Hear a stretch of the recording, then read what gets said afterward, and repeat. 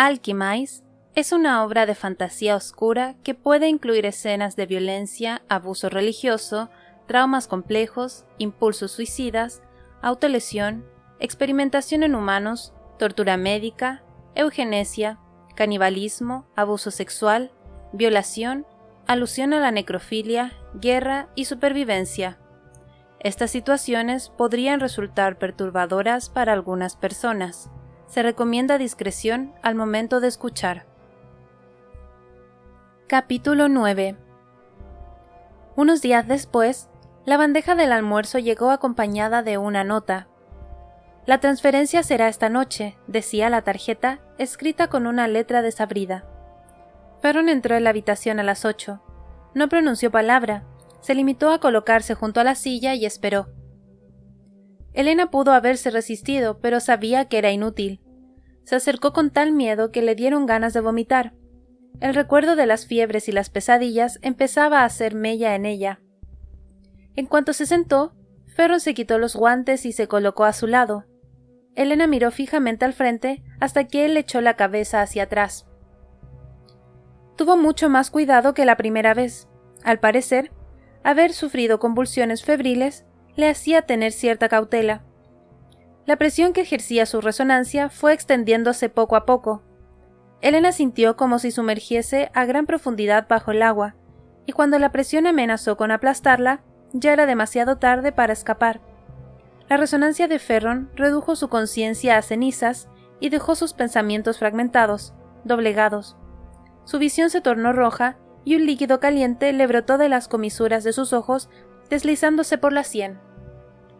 Una terrible presión vibrante la oprimía por dentro, y al fin, Ferron se soldó a su conciencia como si se hubiera fusionado. Para bien o para mal, esta vez estaba perfectamente consciente y sentía coherencia. «Te odio», logró decir, y dejó que él sintiera lo mucho que lo detestaba. Si había algún momento en el que podía provocarlo, seguramente era ese. Mientras llevaba a cabo una operación tan peligrosa, no podía cometer ningún error. Pero Elena estaba paralizada, era incapaz de moverse. «Te odio, traidor, cobarde, te odio». Ferron no le prestó atención. Permanecía inquietamente inmóvil, como si estuviera ausente, distraído de ese extraño plano de existencia en el que se había obligado a entrar. Esta vez no hizo nada, ni siquiera le dirigió una mirada.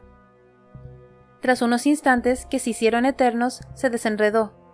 No salió del tirón, sino que se retiró poco a poco. Fue peor, porque tardó mucho más. Elena sintió como si la desgarraran por dentro. La habitación se convirtió en un túnel. Roja y en carne viva, su mente estaba descarnada. Cayó hacia adelante. Una cara flotaba ante sus ojos, primero teñida de rojo y después blanca. Parpadeó y el rojo se emborronó. Sus ojos se negaban a enfocar. Sentía las manos y los pies entumecidos. Notaba rígida la parte derecha de la cara y del cuerpo. El rostro que tenía delante era extrañamente pálido. Por un instante vio un gesto de preocupación, aunque se tornó impasible cuando logró enfocar la vista. Era un hombre. «¿Estás bien? Has tenido una convulsión, ya ha pasado».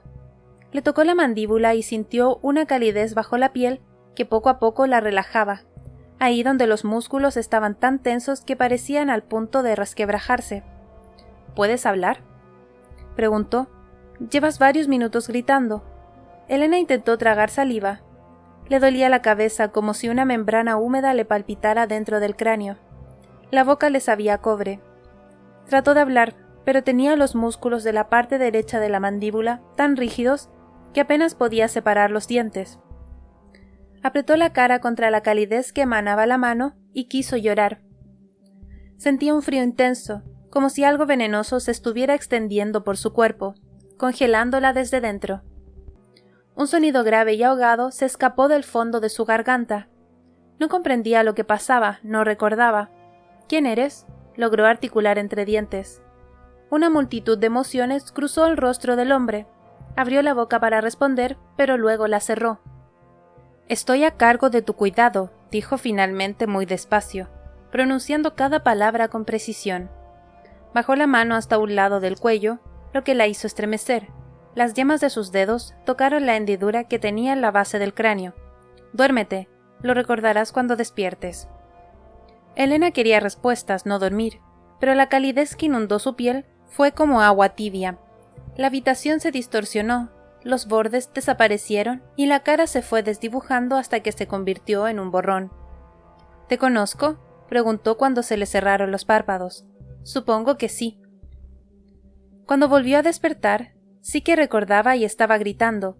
Tenía la cabeza ardiendo de fiebre y se sentía lúcida por momentos. A veces recordaba la transferencia y en ocasiones se encontraba perdida y desconcertada. Huye. Tenía que huir, irse a alguna parte, pero necesitaba algo. No podía irse sin eso. En plena noche, deambuló hasta el jardín. Bajó una lluvia gélida que caía del cielo buscando. Se tumbó en el suelo con la intención de que se enfriara el fuego que sentía arder dentro de su cabeza.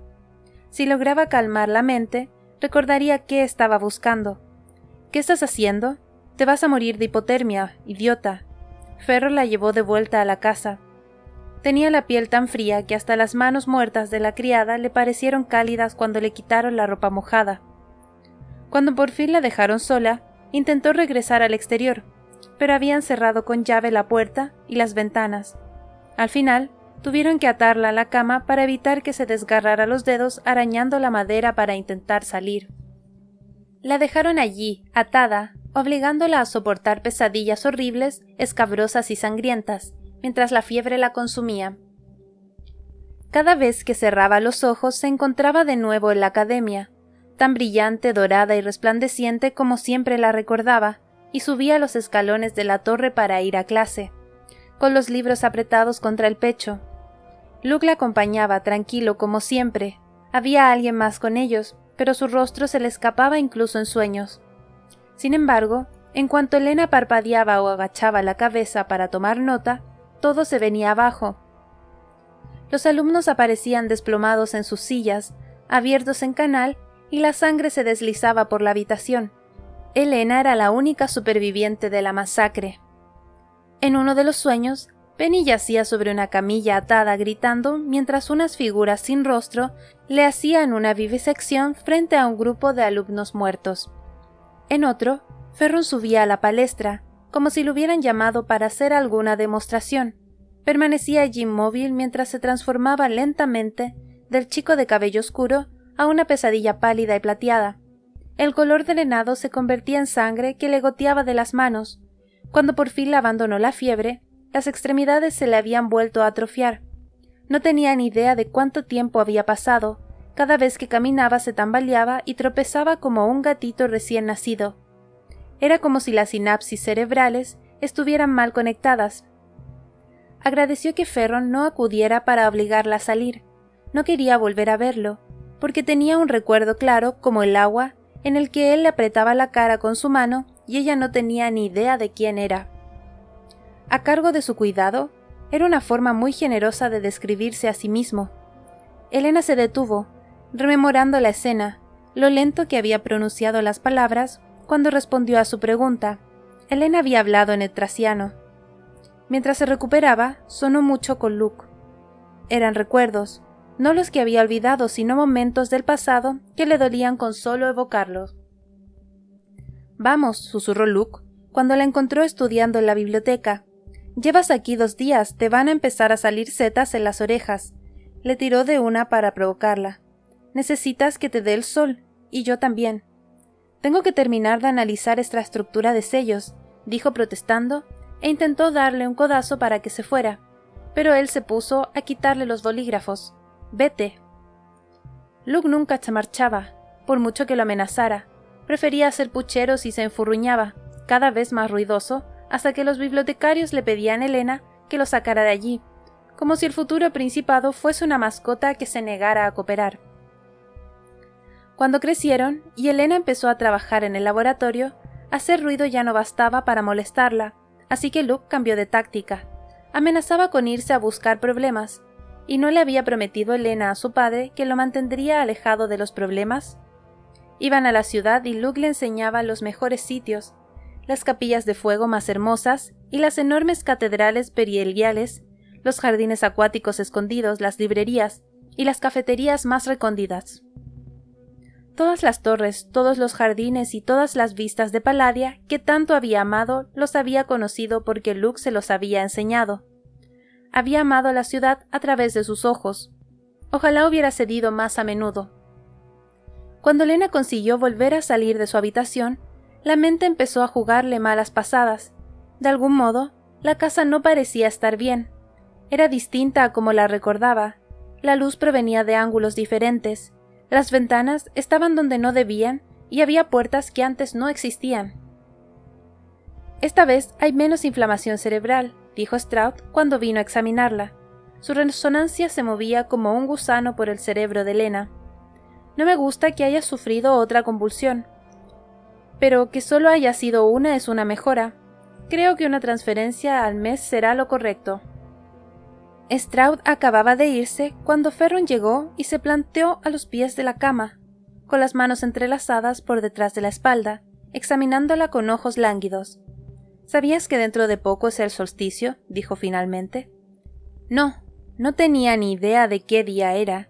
Sabía que pasaba un mes entre las sesiones de transferencia, pero tampoco estaba segura de cuándo había llegado. El solsticio de invierno marcaba el fin del año en el norte. Era uno de los eventos más importantes de su calendario.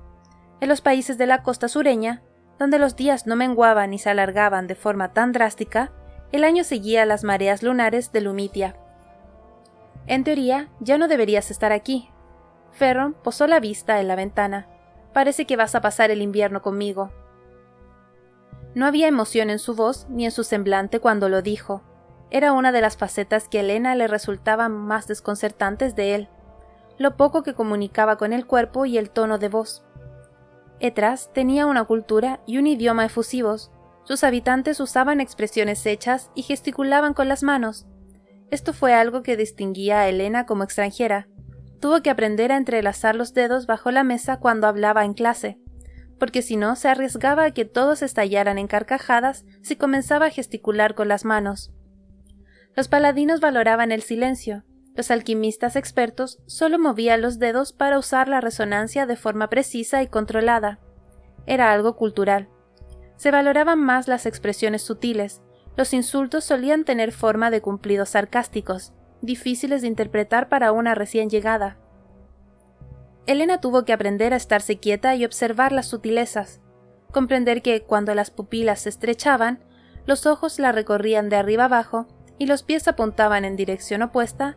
Las sonrisas y las palabras bien intencionadas no significaban que cayera bien o que su presencia les agradara.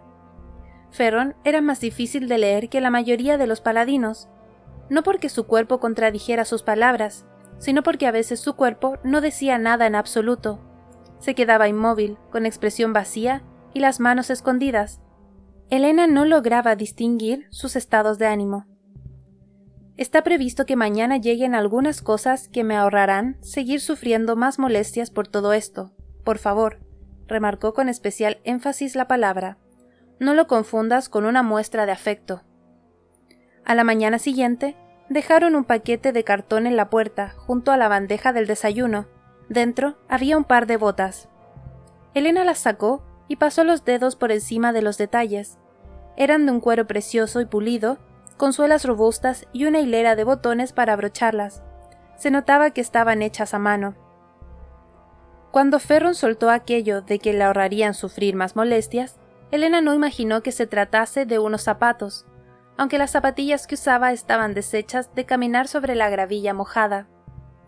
Se puso las botas. Ya tenía ganas de pasear por los pasillos sin sentir en los pies el frío gélido del hierro. Fue entonces cuando descubrió que había más objetos en el paquete, un par de guantes de lana tejidos de un tamaño extraño. Eran muy largos en la parte de la muñeca. No llegaban a tener la longitud de los guantes elegantes, pero sí eran un poco desproporcionados, como si fueran guantes de cetrería. Sacó uno con curiosidad y notó que la forma y la longitud estaban pensadas para cubrir los grilletes, evitando así que el metal se congelara y le provocara quemaduras en la piel. Cuando llegó el momento de caminar, fue la primera vez que las manos y los pies no le empezaron a doler nada más salir. Aún así, se negó a sentir gratitud hacia Ferron. Después del solsticio, el frío sería más intenso todavía. Si iba a pasar allí todo el invierno, lo más probable es que acabara con algún daño en los nervios o congelada por salir al jardín. Le convenía que Elena se mantuviera en buen estado, y ella no era tan idiota como para confundir la precaución con la amabilidad. Capítulo 10. Elena estaba sentada junto a la ventana de su habitación e intentaba sin éxito hallar alguna pizca de resonancia entre los dedos. Si se concentraba con todas sus fuerzas, a veces creía percibir algún destello fugaz. Se puso en pie y se acercó al ventanal. Los días eran cortos y demasiado oscuros. El sol se ocultaba al mediodía. Apretó los puños, cerró los ojos con intensidad y luego extendió los dedos, apoyándolos sobre el entramado de metal que cubría las ventanas heladas. Se esforzó hasta que la vista se le nubló. Nada. Jugueteó con el grillete que llevaba en la muñeca y solo paró cuando notó que lo que tenía clavado entre los huesos se torcía como una advertencia. A pesar de siglos de estudios alquímicos, todavía se desconocían muchos aspectos sobre la resonancia. Antes de la fe, existió un culto a la alquimia consagrado a una versión masculina de Lumitia. El culto sostenía que la humanidad fue lo primero creado mediante la alquimia. El dios Sol nos formó y dispersó por la tierra en los albores del tiempo. Sin embargo, los seres humanos que creó eran modestos y corruptibles, como la mayoría de los metales innobles, y Sol no era capaz de mejorarlos por mucho que lo intentara. Entonces llegó Lumen, que manejaba la alquimia de una forma mucho más cruel. Lumen unió los 4 elementos, fuego, tierra, agua y aire, usando el mundo como alambique, y a las criaturas que lo poblaban como materia prima. El gran desastre, ocurrido hacía 2000 años, que estuvo a punto de destrozar toda la Tierra como a la humanidad, fue consecuencia directa de esos procesos de alquimización. Primero, el fuego cayó sobre la Tierra, la calcinación. Las mareas desbordantes que engulleron las grandes ciudades fueron la disolución. Los terremotos que partieron incluso las montañas, la separación, y el resultado cuando los supervivientes emergieron de la destrucción, la conjunción. Las plagas, las enfermedades y la hambruna que les siguió, la fermentación, la cantidad de muertos tan descomunal que la humanidad estuvo a punto de desaparecer, fue la destilación, y por último, la culminación, el resultado del gran experimento de Lumen, que hizo que la humanidad manifestara la resonancia alquímica. Se denominó coagulación. Este proceso aparecía en los primeros escritos de Stetus como el método de alquimización. Tanto la fe como la academia rechazaron casi por completo este culto, aunque sí aceptaron a Lumen como Lumitia y la reconocieron como una de las divinidades elementales de la quinta esencia. Sin embargo, la fe sostenía con fervor que la resonancia no era un reflejo de la pureza espiritual, sino simplemente una manifestación de ella. Todos los humanos tenían defectos, ya fueran alquimistas o no, y por lo tanto, debían buscar la purificación, un paso que Cetus convenientemente no incluyó en su proceso alquímico. Además, no era difícil predecir dónde surgirían un mayor número de alquimistas, pues siempre coincidía con las regiones que albergaban mayores racimientos de lumitio. La mina más grande del continente norteño se encontraba en las montañas, río arriba de Palladia, y el número de niños que nacían en la ciudad con una resonancia cuantificable era más del doble que en los países vecinos. Las minas de lumitio de Palladia siempre complicaron su gobernanza. Solo quienes poseían resonancia podían extraer el lumitio con seguridad. De lo contrario, aparecían rápidamente los síntomas y las enfermedades debilitantes. No obstante, el trabajo se limitaba a una única generación. Los hijos de los mineros casi siempre nacían con una resonancia cuantificable. Palladia nunca dejaba de recibir nuevos mineros que trabajaran en las minas, lo que provocaba un aumento constante de la población. Ese era el motivo por el que la ciudad-estado estaba tan poblada. Los gremios dependían del lumitio para funcionar, pero detestaban la competitividad que generaban las minas. La Academia de Alquimia llevaba décadas operando a su máxima capacidad, lo que limitaba el número de certificados alquímicos emitidos cada año. Sin certificado, nadie podía declararse alquimista profesional ni usar la resonancia sin la presencia de un supervisor acreditado. Los gremios querían que tanto los certificados como las admisiones a la Academia de Alquimia siguieran siendo limitados, primero, porque incrementaba el mayor de sus propias credenciales, y segundo, porque aquellos alquimistas que carecían de formación tradicional salían más rentables para controlarlos en las fábricas. Sin embargo, al mismo tiempo, los gremios también querían que sus herederos fueran los únicos que accedieran a la Academia, independientemente de quién tuviera mayor resonancia o aptitud. Esta tensión había dado lugar a un ciclo perpetuo en el que todo el mundo consideraba injustas las actuales circunstancias, pero nadie sabía cómo solucionarlo. El Principado Helios lo había intentado durante décadas, y solo había logrado provocar disturbios masivos y protestas laborales. Los inmarcesibles parecían haber encontrado una solución al problema de las minas utilizando necrómatas, lo que evitaba tanto la escasez de lumitio como la creciente competencia. No obstante, esto trajo consigo una amarga ironía. La guerra había diezmado tanto la población de alquimistas que ahora necesitaban un programa de reproducción para aumentarla. Elena entrecerró los ojos. Quería ver mejor el tubo que le atravesaba la muñeca para desentrañar qué era. Parecía estar revestido de un material cerámico, lo que implicaba que se podía romper, aunque lo más probable era que el metal fuese corrosivo. Pero el lumitio no era corrosivo, se consideraba un metal noble e incorruptible, justo por debajo del oro, pero superior a la plata, que se deslustraba. ¿Sería una aleación de lumitio? No podía recordar muchas aleaciones que incluyeran lumitio, ya que principalmente se usaba en emanaciones destinadas a aumentar o estabilizar la resonancia de los otros metales. Sospechaba que la supresión de la resonancia debía de ser una alquimia que provenía del este.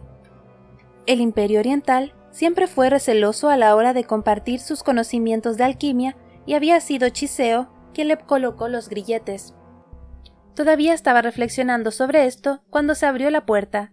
Miró por encima del hombro, convencida de que sería Ferron, pero se encontró con un desconocido que la observaba con el rostro iluminado. Se deslizó dentro de la habitación, cerró la puerta sin hacer ruido y miró a su alrededor como si esperara que alguien lo detuviera en algún momento. Al ver que no ocurría nada, esbozó una sonrisa leve. Se acercó a Elena rápidamente pero en silencio. Tenía una constitución fuerte, el cabello rubio como el trigo y la cara cuadrada. Vestía una levita azul oscuro y una capa con bordados geométricos, y también llevaba un pañuelo de un burdeo intenso alrededor del cuello. A Elena le invadió un terror absoluto. Nunca se le había ocurrido la posibilidad de que un desconocido pudiera colarse en su habitación. Le temblaron las manos, lo que le provocó dolor en los brazos. El desconocido se detuvo. ¿No me recuerdas?, dijo con incredulidad. Había una leve ofensa en su tono, como si Elena debiera haberlo conocido al instante. Elena lo observó fijamente, esforzándose por descubrir quién era. Su voz le sonaba vagamente familiar, pero no lograba ubicar dónde la había escuchado antes. La ansiedad se abrió paso por el semblante del desconocido, al igual que la sensación de triunfo. Se acercó y extendió la mano hacia ella con los dedos curvados. Entonces, la puerta se abrió con tanta fuerza que la habitación entera pareció sacudirse. «¿Te has perdido, Lancaster?», dijo Ferron al entrar, con los ojos plateados brillando de ira. Elena sintió un alivio inmenso. Lancaster se irguió de inmediato y toda la urgencia con la que había entrado desapareció en cuanto se volvió para encarar a Ferron. Se encogió de hombros. Ferron pasó a su lado sin mirarlo siquiera. «Solo estaba explorando tu mansión», respondió. Sentí curiosidad al verla. Señaló a Elena con la cabeza, pero Ferron se interpuso entre ambos. Sin pensarlo, Elena se encogió al ver a Ferron. Estaba tan cerca que podía oler la esencia de junípero en sus ropas. «No está aquí para entretenerte», replicó Ferron en tono glacial. «Tendrás que buscarte a otra persona con la que divertirte. Seguro que no te será difícil». Lancaster se rió. «Pero si la has sacado hasta en los periódicos y todo», torció la boca en una mueca dolida. «¿Ni siquiera le permites tener visitas?» «Pues no», respondió Ferron después de mirar a Elena con indiferencia. «Y en el futuro, si tienes curiosidad sobre algo que me pertenece, pregúntame. Volvamos a la fiesta. Seguro que Aurelia nos echa en falta». posó una mano enguantada en el hombro de Lancaster y lo guió con firmeza hacia la puerta.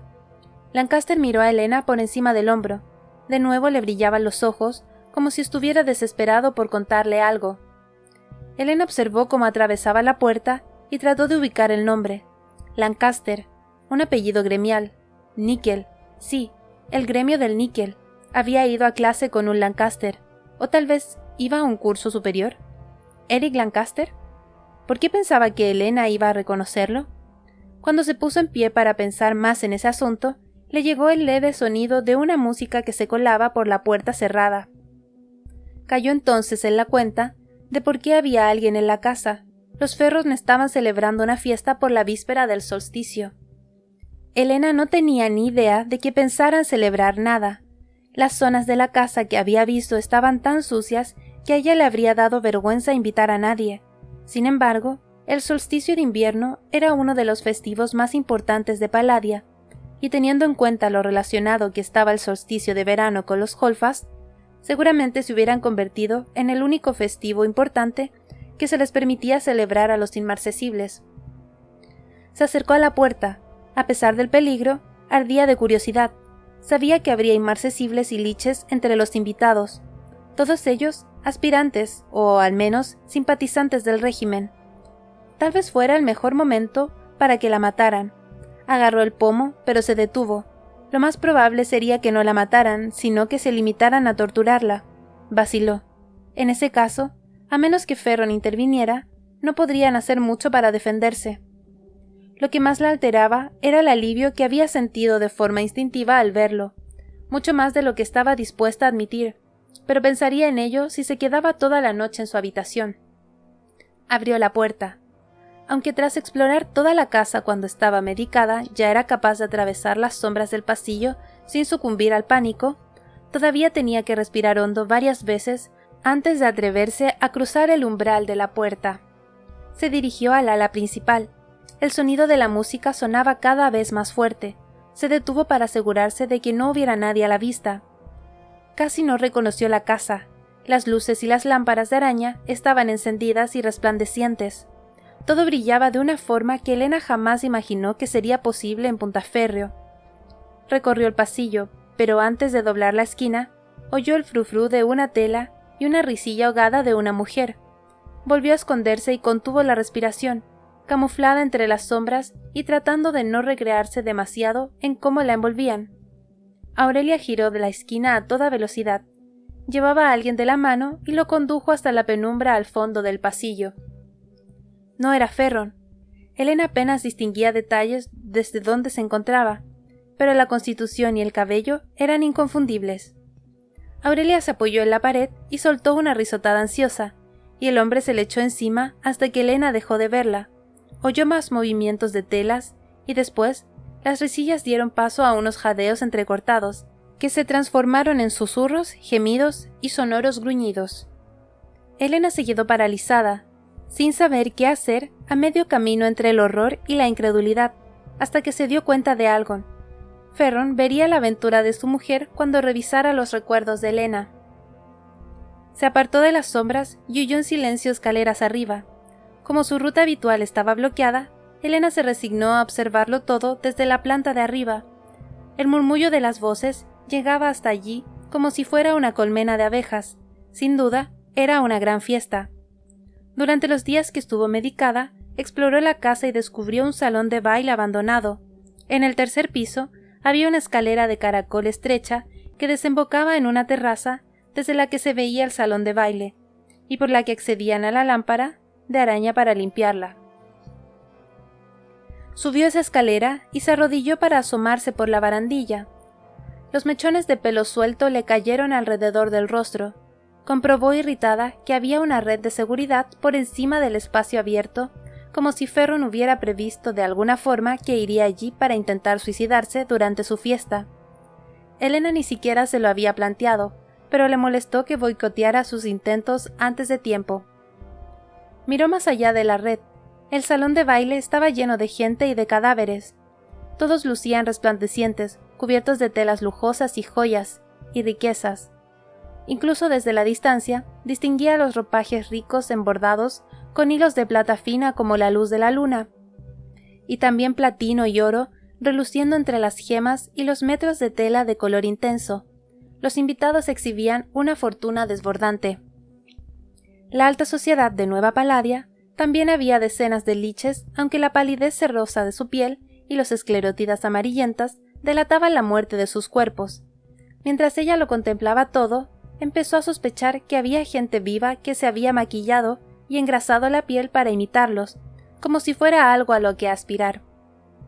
Había dos chicas, que seguramente eran hermanas. La más joven tenía los rasgos afilados y la mirada astuta, mientras que la mayor parecía haber salido del mismo molde, pero suavizado hasta cierto punto, con los rasgos desgastados como una estatua a la intemperie. La chica mayor se había aplicado un maquillaje blanco azulado en la piel y no parecía muy interesada en la fiesta. Cuando la gente quería hablar con ella, la ignoraba. A veces se apartaba como si la arrastrase una corriente invisible, y la hermana joven dejaba inmediatamente de hablar para estar con ella y la trataba con mimo. Cogía comida de las bandejas que pasaban junto a ellas para dárselo a su hermana, como si fuera un pajarillo, y le sostenía la mano para mantenerla cerca. Qué extraña pareja, pensó. Elena también vio a Stroud y a Mandel. Era evidente que Mandel había hecho uso de la vivemancia para mejorar su aspecto. El cadáver ya no presentaba signos visibles de putrefacción. Aún se transparentaban las venas negras a través de la piel pálida, pero parecía que las había acentuado, como si quisiera llamar la atención. Habían varios fotógrafos con cámaras enormes. Continuamente se veían flashes como pequeñas explosiones cada vez que querían captar el ambiente de la sala. Elena reconoció al gobernador, Fabián Greenfinch, al que habían nombrado director del Consejo de Gremios durante la Reforma. Buscó a Ferron, al que encontró al otro lado del salón. Fue como distinguir a una pantera en medio de una bandada de pájaros exóticos. Iba vestido de negro, como siempre, lo que acentuaba todavía más el color plateado de su pelo y de su piel. No era el mismo gris que el de los liches y sus imitadores, sino que parecía brillar. Había algo especialmente extraño en su apariencia. «El año nuevo está a punto de llegar», exclamó una mujer con la cara pintada de gris, dando vueltas sobre sí mismas. Dejó escapar una risilla histérica y levantó un cáliz de cristal sobre su cabeza, pero acabó derramándolo sobre su propio vestido y el suelo. Aurelia regresó al salón. También llevaba un vestido negro bordado con hilos plateados en vez del hierro que solía utilizar, como si quisiera parecerse más a su marido. El corpiño tenía relieve, como si fuera una armadura escamosa, y las mangas largas lucían unos bordados geométricos en hilo plateado. Además, se había puesto unos anillos de alquimia argentea que estilizaban todavía más sus dedos. Aún así, tenía un aspecto ligeramente desaliñado. El pintalabios estaba algo emborronado, difuminando la comisura de sus labios, y la falda mostraba unas arrugas extrañas. Caminó hasta encontrar a Ferron con una expresión de soberbia y con gesto decidido. Se dispuso a enderezarle el cuello de la camisa, acercándolo hacia ella en el proceso. Ferron miró fijamente a su mujer sin inmutarse. 10, 9, 8, 7, empezó a corear todo el salón, haciendo la cuenta atrás para el solsticio y el nuevo año que se proclamaba. Conforme los números iban bajando, Ferron pasó el pulgar por la boca de su mujer. Al llegar al 0, se inclinó y posó los labios sobre los de Aurelia. Entonces se encendió el flash de una cámara y el salón estalló en vítores, besos y brindis. Los labios de Ferron permanecieron sobre los de Aurelia, pero mientras la besaba, alzó la vista y miró directamente a Elena. Esta dio un paso atrás sin aliento y paralizada. Sintió cómo se le encogía el estómago y el corazón le empezó a retumbar hasta que la sangre rugía en los oídos. Quiso dar marcha atrás, desaparecer, pero estaba atrapada en esa mirada fría y plateada. No apartó la vista hasta que Aurelia interrumpió el beso y se giró. Al instante, dejó caer los párpados, compuso una sonrisa falsa e indulgente, y miró a su alrededor, aplaudiendo con entusiasmo. Cuando uno de los camareros muertos se le acercó con una bandeja de copas, cogió una de champán y vertió el contenido en su boca como si fuera un enjuague bucal. Elena se relajó y se llevó las manos al pecho para calmar su corazón. Y ahora, exclamó una voz que interrumpió el murmullo de las conversaciones. Un poco de entretenimiento para inaugurar el año nuevo. La música se detuvo de golpe cuando los músicos miraron a su alrededor sin saber si debían seguir tocando. Elena siguió la voz y vislumbró a un hombre sonriente con unas largas patillas que iba vestido tan recargado como los demás invitados. Venía desde el fondo del salón acompañado de varias personas, un hombre, una mujer y 3 hijos de distintas edades, todos encadenados juntos. Era evidente que no eran invitados, llevaban una ropa demasiado sencilla y estaban absolutamente aterrorizados. El orador se volvió a la multitud que lo observaba y señaló a los prisioneros. Estos son los últimos familiares supervivientes de una de las familias nobles de la llama eterna. La conmoción se abrió paso por el salón. Elena examinó los rostros de los encadenados, pero no los reconoció. Sí, son familiares lejanos, pero tuvieron mucho cuidado de ocultar esa conexión tan ilustre, ¿verdad? Se giró hacia los encadenados y los señaló con un dedo. Por favor, era el padre quien hablaba. La abuela de mi mujer era un lapsus. No tenemos... Antes de que pudiera terminar, el padre recibió una bofetada en la cara con una mano llena de joyas que le hizo perder el equilibrio y al caer al suelo, arrastró consigo a toda su familia. Se quedó ahí tirado con un lado del rostro lleno de heridas. Te ordené que no hablaras. Me estás estropeando la diversión. La voz del orador sonaba casi cantarina. Ahora bien, sé que todos quieren participar, pero yo creo que es mejor elegir el orden y hacerlo uno a uno. Será mejor empezar por el más pequeño. ¿O lo dejamos para el final? Miró expectante a su alrededor, como si quisiera discernir qué pensaba la gente. Durant, la voz de Ferron era gélida. Te dije que no lo hicieras. Durant se dio la vuelta. Pareció querer ganar algo de tiempo pasándose los dedos por las mejillas y peinándose las patillas antes de mirar a Ferron. Todo el mundo contuvo el aliento. Oh, vamos, será divertido, y además se lo merecen. La ley exige que todos los ciudadanos desvelen cualquier relación con la llama eterna. Ellos no lo hicieron. Tenemos que dar ejemplo. Entonces serán ejecutados formalmente, replicó Ferron. No quiero que lo que tú consideras un entretenimiento manche el mármol. Venga ya. Es la forma perfecta de empezar el año, enterrando hasta el último de ellos.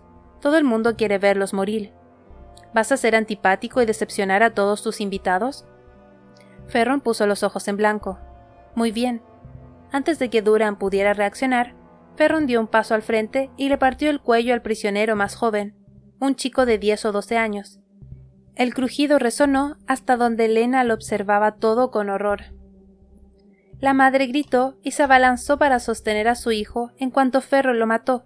Acto seguido, Ferron colocó las manos alrededor de su cuello y también se lo partió. En menos de un minuto, toda la familia yacía muerta y los cuerpos quedaron desperdigados por el suelo, aún unidos por las cadenas. Había sucedido tan deprisa que todos los presentes se habían quedado conmocionados, incapaces de asimilar que ya había terminado. Elena no podía creerlo. Parecía imposible que algo así ocurriera sin previo aviso. 5 personas. Ferron ni siquiera había usado la resonancia o un arma, solo sus manos. El sumo inquisidor se irguió y se acomodó los puños con un movimiento de muñeca. Ahora es obligatorio que las ejecuciones sean limpias, Durant. Su eminencia lo ha dejado muy claro. Espero que no quisieras saltarte la ley aquí, en mi propiedad, y delante de nuestro ilustre gobernador y de una decena de periodistas. Ferron le dio una palmadita en el hombro a Durant, sin inmutarse, como si no hubiera hecho nada. Levantó 2 dedos y con un gesto acudieron un puñado de sirvientes que se abrieron paso entre la aturdida multitud para llevarse los cuerpos. Durant se quedó ahí pasmado, como un niño al que le quitan su juguete. Cuando la multitud despertó del estupor, los murmullos rompieron el silencio. Los músicos volvieron a tocar con cierta vacilación y tras unos instantes de duda, la fiesta siguió su curso. En unos minutos, fue como si hubieran olvidado las muertes. Elena estuvo a punto de irse. No quería presenciar lo que pudiera suceder a continuación, pero también le daba miedo perderse algo importante. Llevaba demasiado tiempo apartada de todo. La fiesta se prolongó hasta el amanecer, aunque los invitados fueron disminuyendo cuando aquellos que trabajaban al día siguiente se excusaron y se marcharon. Al final, solo quedaron los más adinerados. Elena intentó tomar nota de todo e identificar todas las caras que le fuera posible. Buscó momentos de tensión o familiaridad. Trató de entender la jerarquía social existente. Desde arriba, donde las palabras apenas llegaban, le resultaba más fácil detectar mentiras. Se limitó a observar cómo se comportaban y a percibir las contradicciones entre sus semblantes y sus gestos inconstantes. Al final, era capaz incluso de distinguir a los inmarcesibles, ya que despertaban cierta timidez, incluso después de conversaciones breves. Ferron también vigilaba al gentío y solo conversaba cuando alguien se le acercaba. No sociabilizaba con los demás ni buscaba a nadie. Más bien, parecía que todo el salón giraba a su alrededor. Para Elena, cada vez era más evidente quiénes sabían que Ferron era el sumo inquisidor y quiénes quedaban al margen. Había quien se le acercaba mostrando reverencia y respeto, mientras que algunos de los liches que le hablaran parecían especialmente molestos. Atreus no pareció por allí en ningún momento, si es que aún seguía en el cuerpo de Crowther. Ferron sonreía de una forma que no se reflejaba en sus ojos y participaba en numerosas charlas triviales como si fuera un gobernante benevolente.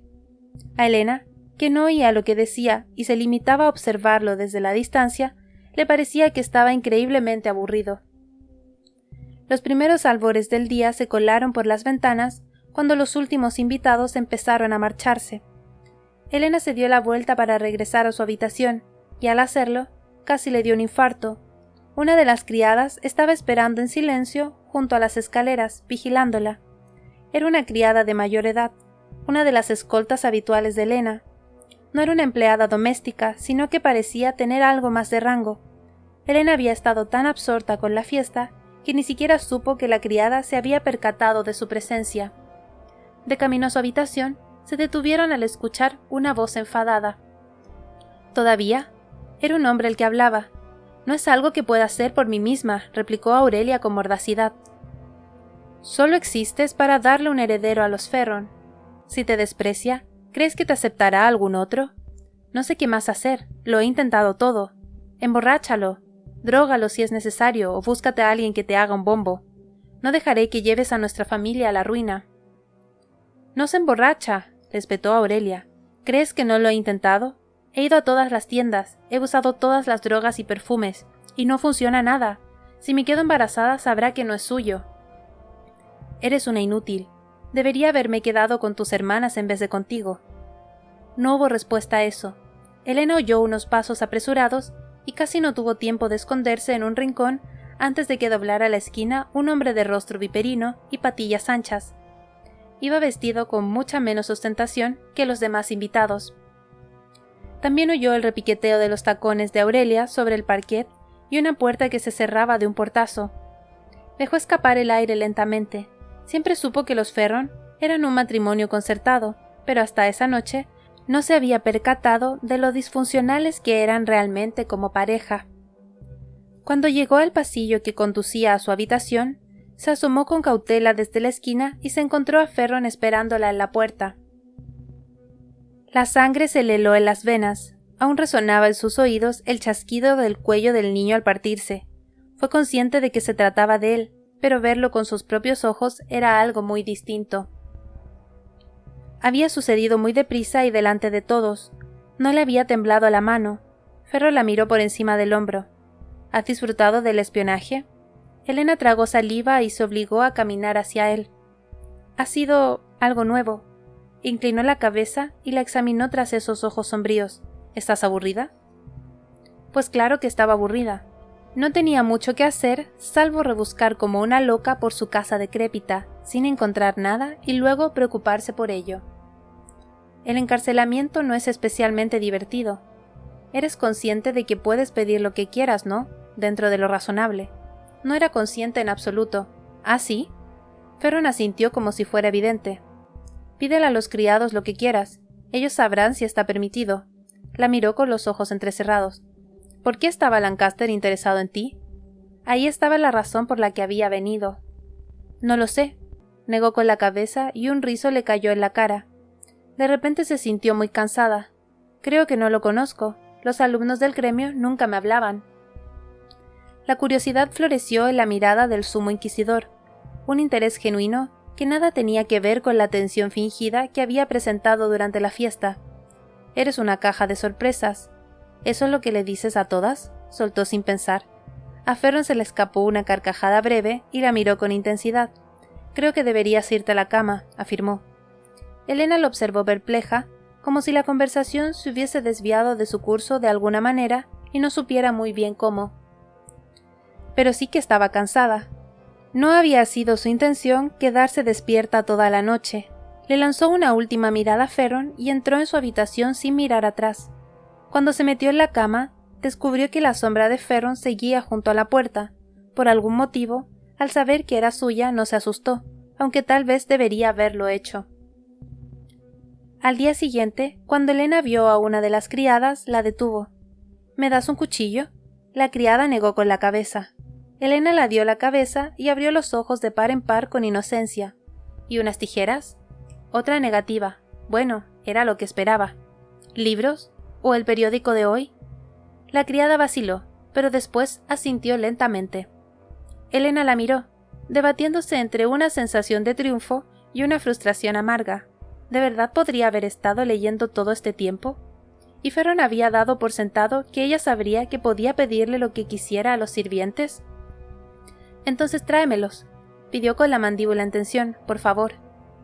El periódico llegó con la siguiente comida. En la portada salía una foto del beso entre Ferron y Aurelia.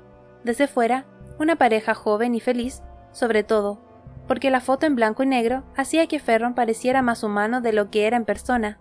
Tenía la mano en la cintura de su mujer, y los dedos alargados de ella se curvaban sobre los hombros de su marido, como si lo estuviera abrazando. Podría pasar por un momento romántico y divinamente festivo. El artículo no contaba que Ferron había masacrado a una familia para entretener a sus invitados, como si no fuera algo digno de mención. En la página siguiente había una foto del sumo inquisidor ejecutando a más insurgentes. Por lo visto, en vísperas del Año Nuevo, se habían celebrado ejecuciones públicas durante los 8 días de la semana que precedía el solsticio. También había un artículo que afirmaba que el programa de reproducción era prometedor. Esa misma tarde, Ferron acudió para revisar los recuerdos de Elena. No lo hacía desde antes de la última transferencia, como si hubiera esperado a que su cerebro se recuperara lo suficiente para soportar la intrusión.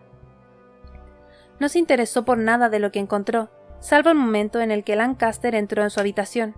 Lo revisó una y otra vez, obligando a Elena a revivir la terrible vergüenza que le provocaba haber sentido alivio cuando Ferron irrumpió en su habitación. No mostró ningún interés en la aventura de Aurelia, y cuando escuchó la conversación que mantuvo Aurelia con su padre, rió entre dientes y rompió la conexión con el cerebro de Elena. Si tenía ojos y necrómatas por toda la casa, seguramente había pocas cosas que no supiera. Ferron sacó un frasco que contenía pastillas blancas. Elena torció el gesto al acordarse de la abstinencia, pero abrió la boca obedientemente. En cuestión de minutos, todas sus emociones desaparecieron y se sintió tan calmada como un lago congelado. «Esta será la última», le informó antes de marcharse. Elena decidió explorar lo que quedaba de casa. Todavía no se había aventurado por el ala oeste, y después de una fiesta tan importante, existía la probabilidad de que hubiese pasado por alto algo que le resultara útil. Se paseó por la casa, atenta por si oía el repiqueteo de los tacones de la Aurelia sobre el parquet. Empezó por el piso de arriba y fue bajando hasta el principal. El ala este no era una réplica exacta del la oeste, pero se parecía lo suficiente como para que Elena sintiera que ya la había explorado. La criada de la noche anterior la seguía otra vez. Mientras Elena exploraba la planta baja, la sirvienta se detuvo a cerrar una puerta, y Elena se percató de que había un par de puertas dobles entreabiertas al fondo. Esto era inusual. Normalmente, las puertas casi siempre estaban cerradas, hubieran echado la llave o no. Siguiendo un impulso, Elena echó a correr hacia las puertas y las cerró tras ella. Había pestillo por dentro, así que lo giró un segundo antes de que la necrómata tirara del pomo. Si no hubiera estado medicada, le habría latido el corazón a 1000 por hora. Sabía que, en el mejor de los casos, disponía de unos minutos antes de que consiguiera la llave, así que se dio la vuelta, anhelando la libertad de explorar sin vigilancia y, con suerte, encontrar algo interesante. Había un interruptor en la pared.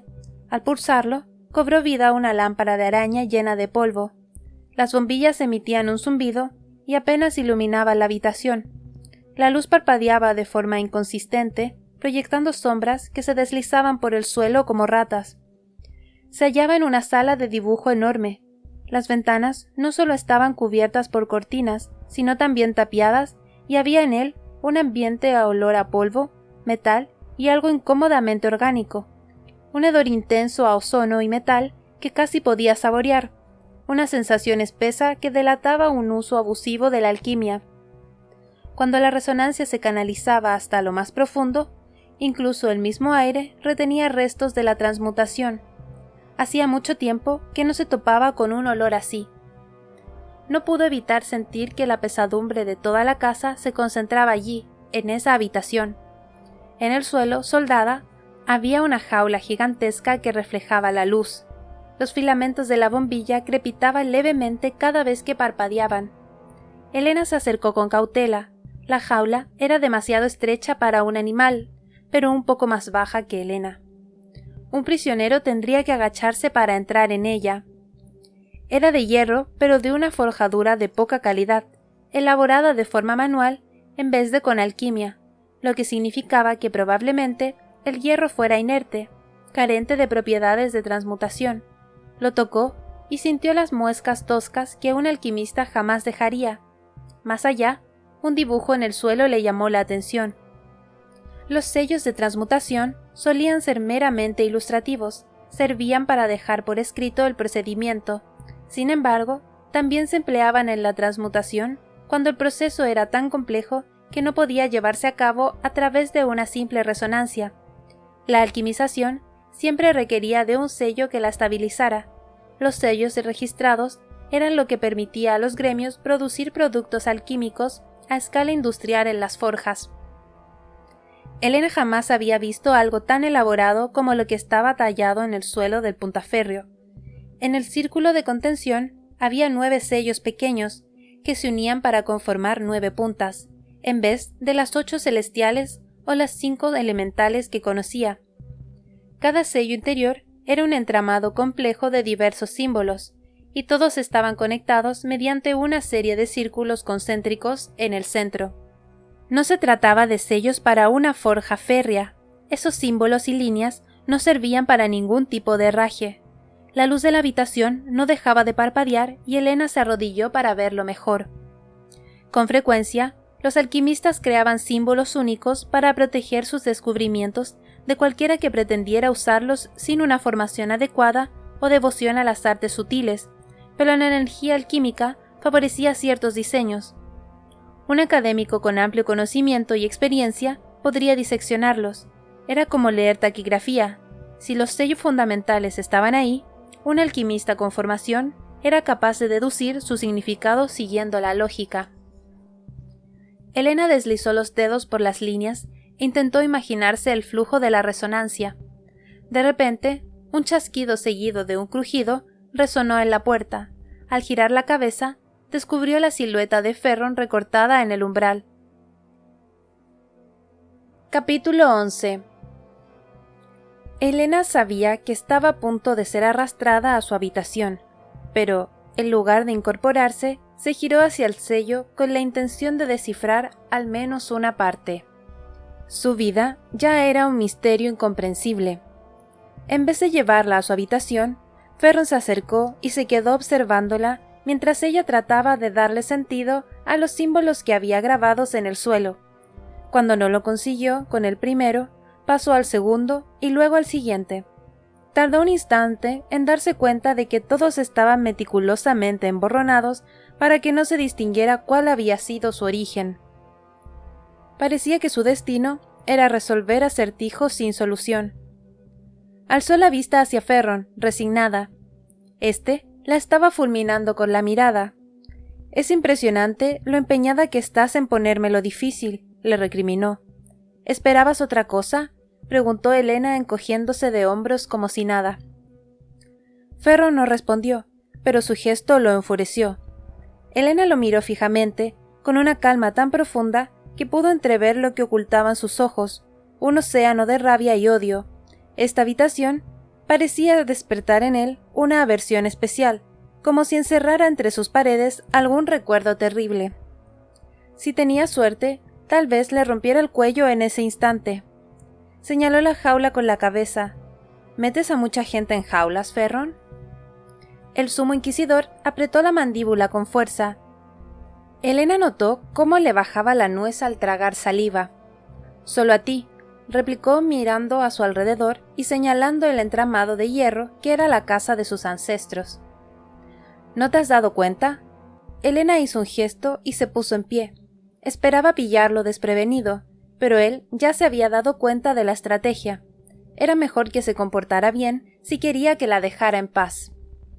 Salió al pasillo principal, confiando en que la necrómata la estaría espiando, tan impasible como siempre. Sin embargo, la mujer estaba al otro lado del pasillo, con los ojos nubosos abiertos de par en par, como si estuviera aterrada. Los labios de la mujer se movían en silencio, pronunciando algo sin apartar la vista de Ferron.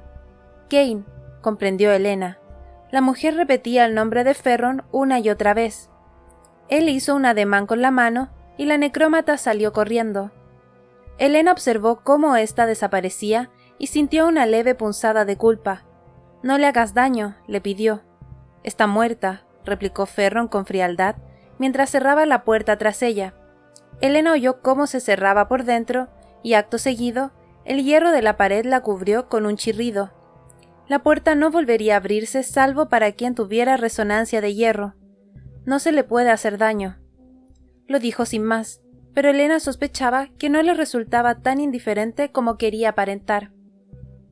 Elena se dispuso a atacar. «¿Por qué los mantienes?» Ferron se encogió de hombros. «Actualmente es difícil encontrar personal decente, así que es mejor mantenerlos cuando los encuentras». Elena entrecerró los ojos. «¿Desde cuándo los tienes?» La boca de Ferron se abrió en una sonrisa maliciosa. «¿Quieres tener alguno propio? Creo que la nigromancia no es lo tuyo». Elena levantó la barbilla y lo miró con altanería. «Estás evitando la pregunta». Le brillaron los ojos, pero negó con la cabeza. «He reanimado a tantos que ya no llevo la cuenta. Bueno, ¿has terminado en esta ala o vas a seguir manteniendo la esperanza de que haya algún arma por ahí que puedas encontrar?» Ella se negó a morder el anzuelo. Un truco así no funcionaba cuando estaba medicada. Normalmente era muy directo, así que le resultó curioso verlo así de esquivo. Di por hecho que podía entrar en todas las habitaciones que no estuvieran cerradas. Aurelia nunca me dijo que no pudiera moverme, solo que nadie debía verme.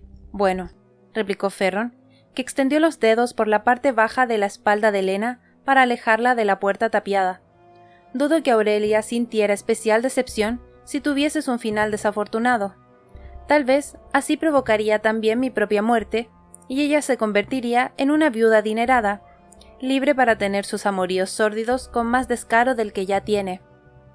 Elena lo observó con curiosidad mientras caminaban. «¿No te importa?» Ferron ni le devolvió la mirada. «Me ordenaron que me casara con ella y eso hice. Nunca me ordenaron que la quisiera». Elena frenó en seco.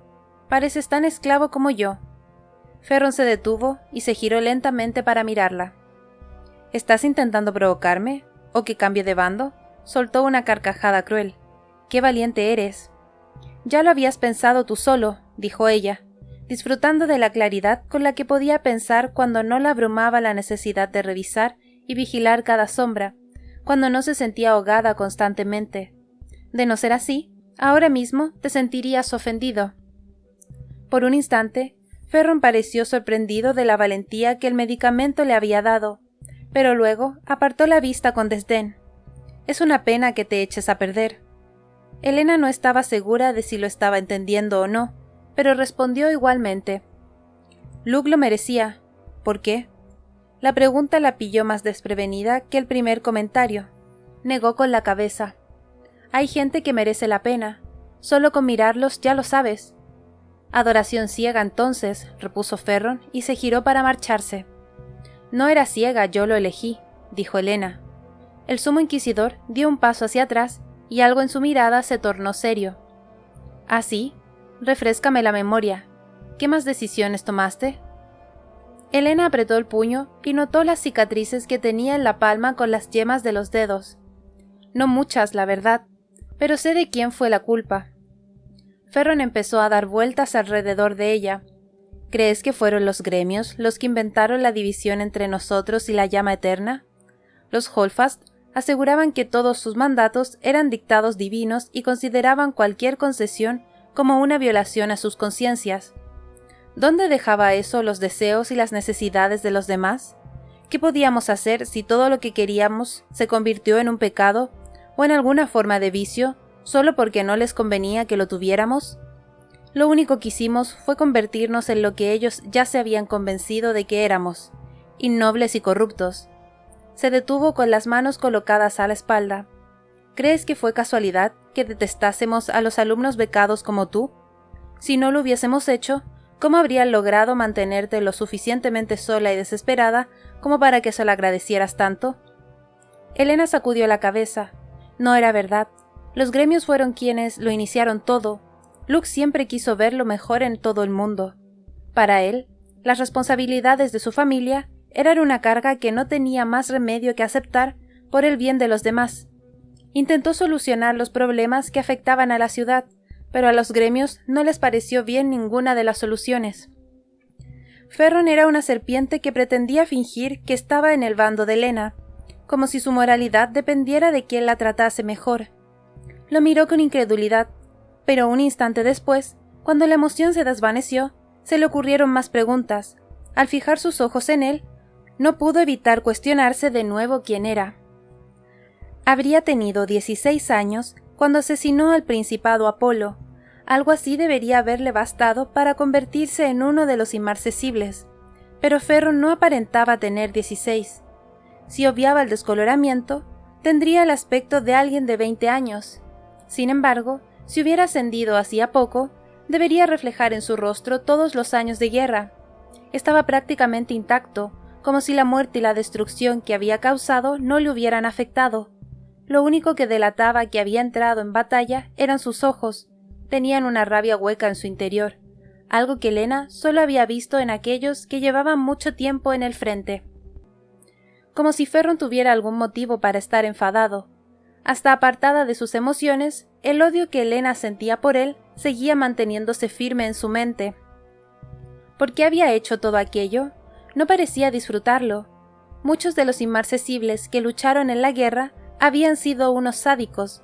Helena lo sabía porque tuvo que sanar a sus víctimas. Pero Ferron parecía inclinarse por la eficiencia letal y aún así no parecía sacar placer ni crédito al hacerlo. Como sumo inquisidor, no era más que un arma y por tanto carecía del prestigio de sus habilidades podrían haberlo otorgado. Era el único cargo anónimo. Ningún otro se escondía detrás de un título. Eso debía de dolerle, especialmente porque el resto de los inmarcesibles dedicaban sus días al libertinaje, mientras que él estaba a la entera disposición del sumo nigromante, obediente como un perro. ¿Qué ganaba con eso? Desde luego, era demasiado inteligente como para carecer de ambición. Debía de tener alguna jugada a largo plazo, y si ella conseguía desvelarla, podría obtener una ventaja, una forma de manipularlo. O tal vez era su propia vanidad la que estaba distorsionando su razonamiento. Necesitaba que su captor fuese astuto, porque si no, ¿cómo de patética era ella, su prisionera? Abrió la boca con intención de provocarlo, pero se lo pensó mejor. Ferron sonrió de lado. ¿Otra vez analizándome? Antes de que Helena pudiera responder, resonó por el pasillo el repiqueteo apresurado de unos tacones. Helena se dispuso a desaparecer, pero Aurelia ya había doblado la esquina. La miró con rabia hasta que vio a Ferron. Frenó en seco, entrecerró los ojos y frunció los labios, lanzándoles una mirada acusadora. Le temblaron los rizos que le enmarcaban la cara. ¿Ahora socializamos todos juntos?, preguntó en un tono dulce pero a la vez tan venenoso como el arsénico. Solo le estaba enseñando la casa, respondió Ferron, y señaló vagamente el largo pasillo, que estaba lleno de cuadros polvorientos y bustos de hombres que debieron de ser importantes en la familia. Aurelia frunció más los labios, hasta que se volvieron blancos. Creía que hoy tenías negocios que atender. Me dijiste que esta tarde estarías ocupado cuando te pedí que te pasaras por la recaudación de fondos. La dio la cabeza y sus rizos perfectos rebotaron como muelles. Y, sin embargo, pronunció con los dientes apretados, aquí estás, enseñándole la casa. Creía que ya no le debíamos nada a la llama eterna. Elena se quedó muy quieta. Los ojos de Ferron resplandecieron un instante. El sumo nigromante me dejó muy claro que este asunto tenía prioridad sobre todo lo demás. Esas fueron las órdenes. Aurelia soltó una carcajada mordaz y rota. Pero si ya has matado a los que quedaban de la llama eterna, ¿qué más da ella? Yo cumplo con lo que el sumo nigromante me ordena, respondió Ferron con la impaciencia de quien ha mantenido esta discusión demasiadas veces.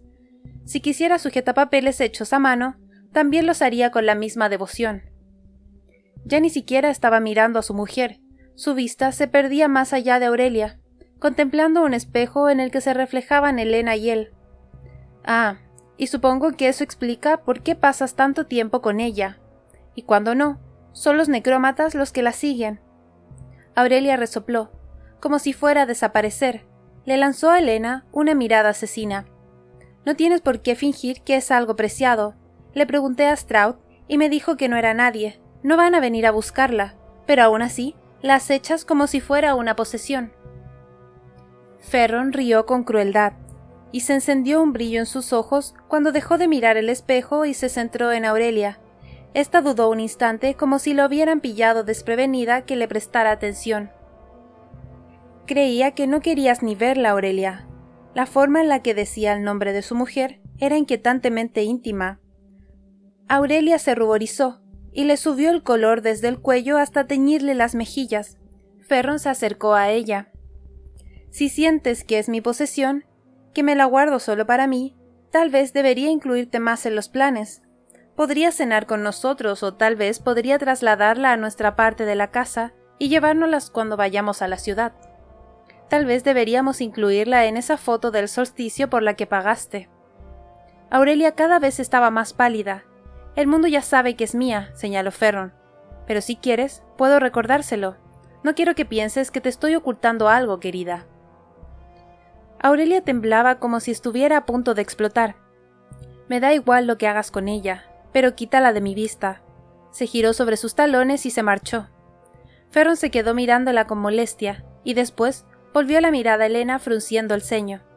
«Sacas de quicio a mi mujer», dijo. «Eso parece», respondió Elena sin más. «Si quieres evitarlo, puedes matarme». Ferron resopló, y su rostro se iluminó con diversión un instante. «Esas pastillas te hacen demasiado efecto. Es como si volviera a respirar», explicó Elena, anhelando sentir esa calma sin depender de ellas. «Como si llevara tanto tiempo ahogándome que se me hubiera olvidado cómo es tragar oxígeno». Luego torció el gesto, aunque los síntomas de abstinencia dejan mucho que desear. Bueno, yo no tengo la culpa de eso. Se giró para seguir caminando. Además, si no acabaras vomitando en el suelo, podrías cometer el error de pensar que me preocupo por ti. Elena la dio la cabeza. Sí, pareces extrañamente preocupado de que cometa ese error. Ferron se detuvo un instante, para acto seguido girarse con una sonrisa cruel que le tensó el rostro. Tus amigos no te debieron de prestar mucha atención si eso te da la impresión de que me preocupo. Elena se quedó paralizada al oír sus palabras, y sintió que el corazón intentaba latir más rápido. Claro que sí, replicó al instante, claro que se preocupaban por mí. Ferron la dio la cabeza. ¿Quiénes? Tragó saliva. Luke y Layla, y... Tenía un nombre en la punta de la lengua, pero su mente pareció virar bruscamente hasta que logró concentrarse. ¿Y Soren? El hermano gemelo de Layla. Él también era amigo mío. ¿Cómo se había olvidado de Soren? No había tenido mucho tiempo para pensar. Ferron parecía esperar más nombres. Ylva Holdfast, la tía abuela de Luke, fue la que me defendió cuando descubrí mi vivemancia, y la enfermera Pace era la que gestionaba el hospital. Ferron parecía seguir esperando y aquello la irritó tanto que la rabia se abrió paso por un instante. Que una vivemante formara parte de la llama eterna no era algo que le resultara cómodo a todo el mundo, sobre todo porque era extranjera. Resultaba demasiado incómodo para algunos. Yo no tenía las mismas conexiones que tenían otros. Si hubiera habido problemas, podrían haberle salpicado a Luke. Ferron arqueó una ceja. Bueno, parece que lo has racionalizado todo muy bien. Enhorabuena. Es evidente que al final mereció la pena. Le dedicó una sonrisa poco sincera y se alejó. Elena estuvo a punto de lanzarle un busto de mármol y preguntarle quién se preocupaba por él. Su propio padre quería desheredarlo, su mujer no lo soportaba, y ni siquiera era capaz de tener empleados vivos que mantuvieran la casa en la que vivía. Si no hubiera estado medicada, lo habría hecho, pero tuvo la suficiente lucidez como para saber que no serviría de nada y además se le acababa el tiempo. Los necrómatas aparecían y desaparecían como fantasmas mientras Elena continuaba con su exploración. Cuando terminó con el ala este, cogió la capa y los guantes, decidida a pasar el tiempo que le quedaba recorriendo los edificios colindantes. El cielo estaba extrañamente despejado, de un intenso azul invernal.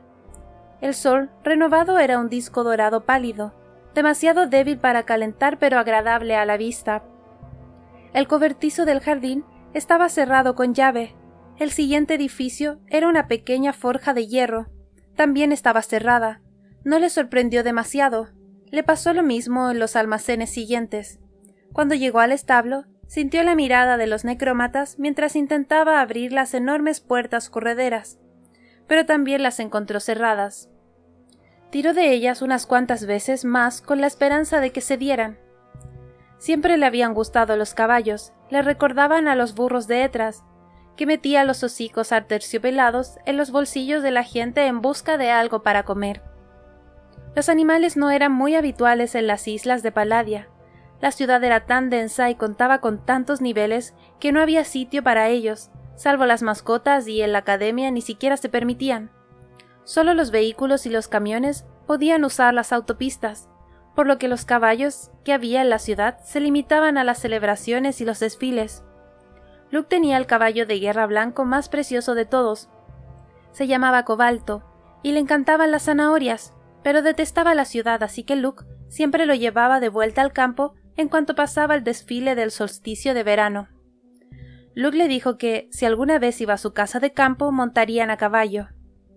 Elena probó con una puerta más pequeña del establo, que había en otro lateral, y se sorprendió cuando se abrió.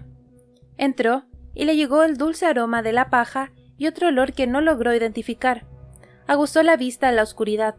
Todos los compartimentos estaban vacíos. No había animales que la recibieran entre coces y resoplidos. Chasqueó la lengua y oyó un susurro al fondo del establo, el sonido de algo muy grande que se estaba levantando. Volvió a chasquear la lengua y oyó un resoplido profundo, pero no vio nada. «¿Hola?», saludó vacilante, atreviéndose a dar un paso más. La puerta que tenía detrás se abrió de par en par y entró una luz brillante. Creyó que sería Ferron, pero se trataba de los dos necrómatas de la central, que entraron en el establo. Un gruñido, más bien un rugido, se abrió paso por la oscuridad. A Elena se le puso el pelo de punta. Oyó el sonido de una pesada cadena al arrastrarse y otro gruñido, este más furioso que el anterior, y Elena vio lo que había en la penumbra. Una criatura enorme, negra como la noche, que se abalanzaba hacia ellos. Era un lobo. No, era más grande que un lobo, incluso más grande que un caballo de guerra, tan inmenso que parecía ocupar todo el establo. Grace le había dicho que el sumo inquisidor tenía un monstruo, pero Elena no se lo había tomado al pie de la letra.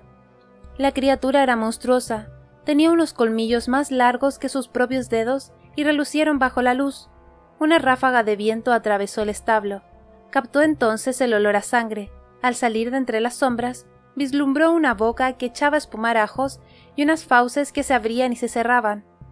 Oyó el tintineo de una cadena al estirarse por completo.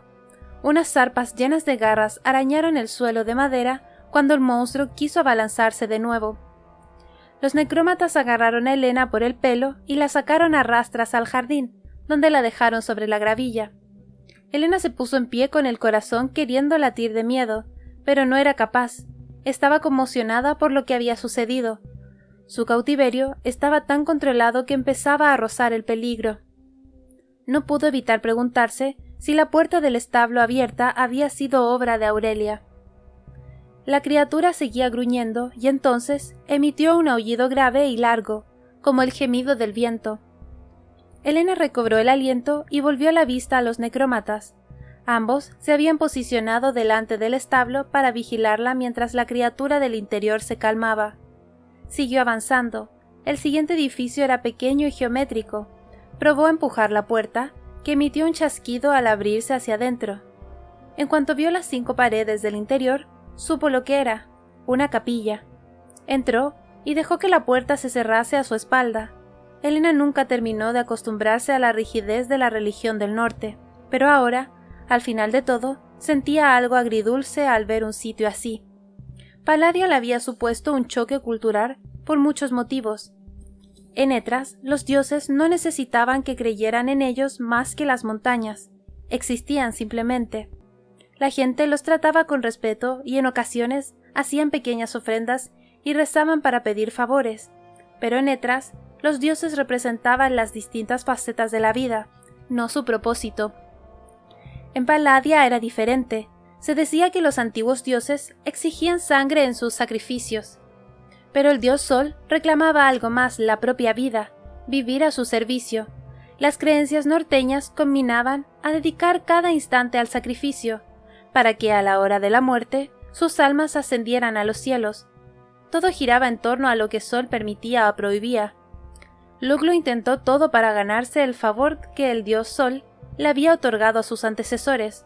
Poseía los talentos alquímicos, estaba bendecido por el Sol como todos los demás, pero nunca fue el destinatario de los milagros de los que habían disfrutado sus ancestros, aquellos que le permitieron triunfar en batalla y conseguir las riquezas de su mandato. Lug habría renunciado a todos sus talentos por un solo milagro, cualquier cosa que pusiera fin a la guerra, pero sus plegarias jamás fueron escuchadas y su devoción nunca sería recompensada. Siempre se culpó por ello. Si hubiera seguido con vida, habría rezado incluso en ese momento, pero las palabras de los rituales se atascaron en la garganta de Helena. Cada pared representaba a uno de los 5 dioses de la quinta esencia. El radiante e inconquistable sol, dador de vida, estaba en el centro, flanqueado por los demás.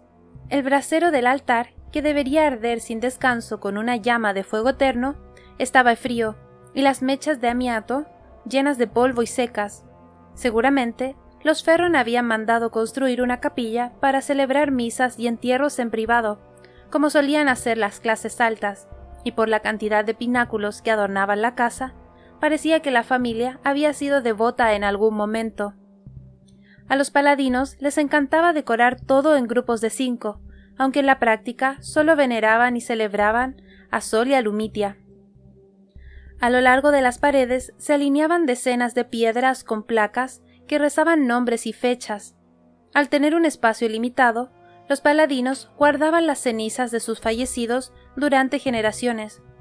En vez de enterrarlos en cementerios como hacían otros países, aunque era evidente que no le dedicaban muchos cuidados, la capilla no estaba abandonada del todo.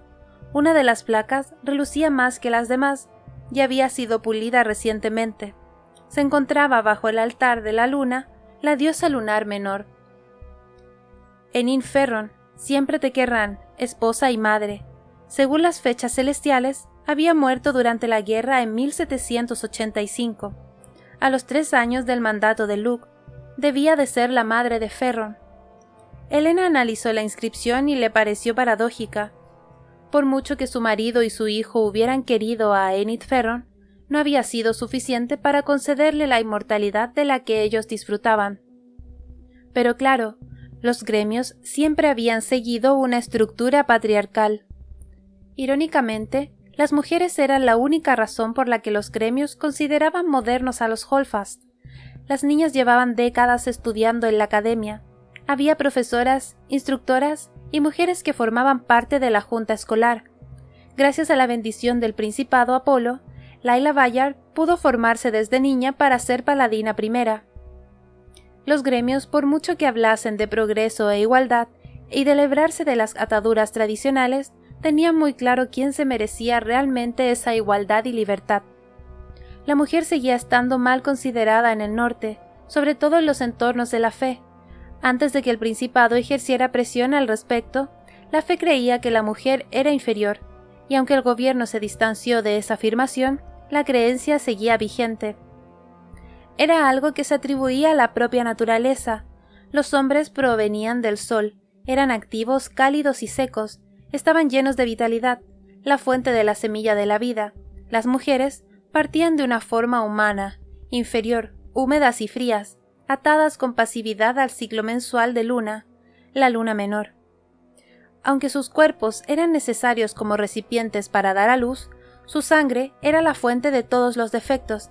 Tanto la vivemancia como la nigromancia se consideraban una corrupción de la resonancia provocada por un útero venenoso. De ahí provenía la obsesión milenaria de la fe de crear homúnculos, para eliminar así las ataduras defectuosas que la mujer ejercía sobre la humanidad. Sin embargo, no todas las mujeres estaban condenadas a esa pasividad fría. Para evitar tal destino, una chica podía consagrarse al culto de Lumitia, la diosa de la guerra y la alquimia, que había nacido del corazón de Sol. Las mujeres asociadas a Lumitia eran consideradas poco tradicionales, podían ser alquimistas, cirujanas, paladinas, cualquier cosa. Pero eso tenía un precio. Si deseaban casarse o tener hijos, debían renunciar a todo eso.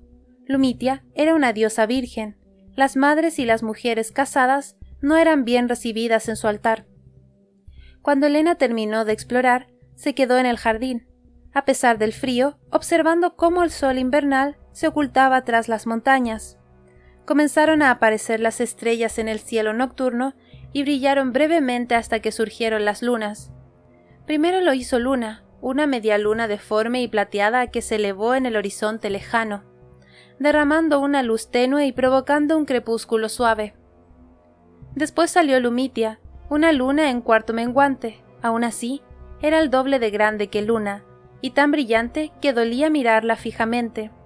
Ascendió en el cielo como un sol blanco y todas las estrellas desaparecieron a su paso, hasta que solo quedaron los planetas y algunos astros en el negro abismo del cielo, reluciendo como polvo de diamante.